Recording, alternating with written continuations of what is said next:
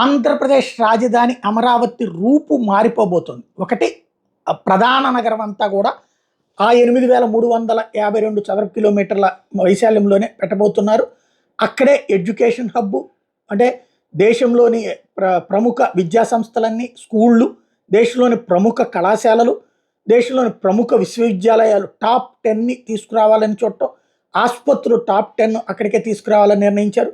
అదే సందర్భంలో ఎక్కడ దాకా రాజధాని ఉంటే అక్కడ దాకా కూడా ఈ కరకట్ట కొనసాగించాలని నిర్ణయించారు.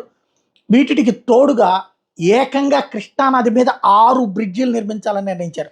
1 కాదు 2 కాదు 6 బ్రిడ్జిలు ఏర్పాటు చేస్తా ఉన్నారు. ప్రస్తుతానికి వాస్తవానికి ప్రకాశం బ్యారేజీ అది టర్మ్ అయిపోయింది, ఎక్స్పైర్డ్. దాన్ని ప్రస్తుతం తాత్కాలికంగా వాడుతున్నాం అంతే. కనకదుర్గ వారధి దానికి ప్రత్యామ్నాయం ఉంది. అది తప్పించి మనకి ఇక్కడెక్కడ వంతెనలు కనిపించవు. ఎక్కడో అవనగడ్డ దగ్గర వంతెన కనబడుతుంది అంతే.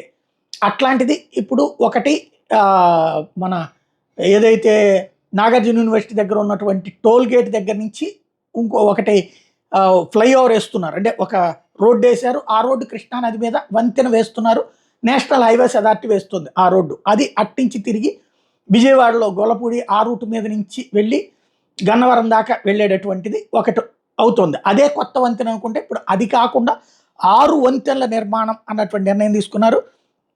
చాలా కీలకమైనటువంటి అంశం.